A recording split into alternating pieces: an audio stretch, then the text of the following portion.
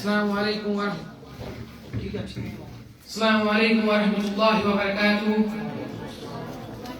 الحمد للہ رب العالمین والصلاة والسلام على اشرف الانبیاء والمرسلین. اما بعد فقد قال اللہ تعالی قل هو من عند انفسکم. سورہ آل عمران آیت نمبر 165. صادر انجمن اور میرے پیارے ساتھیوں، آج کی اس انجمن میں میں جس موضوع پر بولنے کی جسارت رکھ رہا ہوں وہ ہے نافرمانی کا انجام.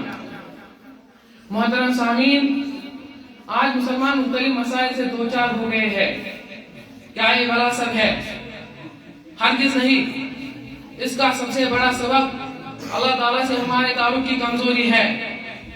ہم نے اپنے رب کو بھلا دیا ہے، ہم نے اس کے احکام کو بلا دار رکھ دیا ہے، جس کی وجہ سے ہم اس کی حمایت وطن سے محروم ہو گئے ہیں. غزوہ احد کے مقام پر جو واقعہ پیش آیا اس پہ غور کیجئے.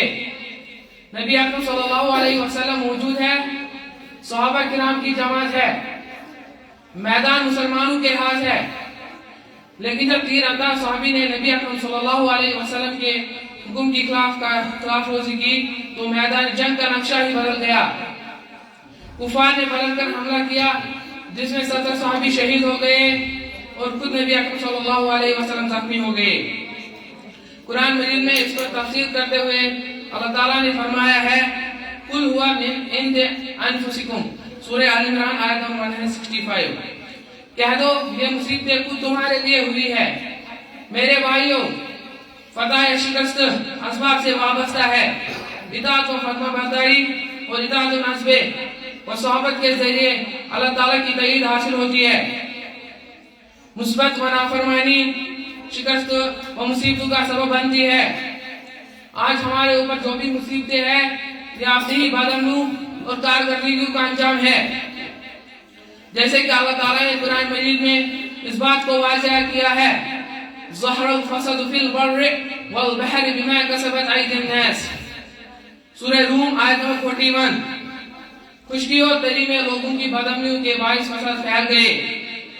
میرے بھائیوں، تاریخ گواہ ہے کہ جب تک مسلمان اللہ تعالیٰ کے کاموں کے مطابق چلتے رہے اور اپنے آپ کو رب علمی کا تابع کرتے تھے اس وقت تک دنیا میں مسلمانوں کا عروج تھا. آج بھی مسلمان ہے، پھر کیا اسباب ہے کہ ہم ذلت و شعبے کے گھر میں جا چکے ہیں.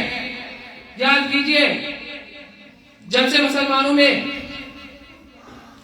عیش و عشرت خواہشات نفسی کی پیروی کا سلسلہ شروع ہوا،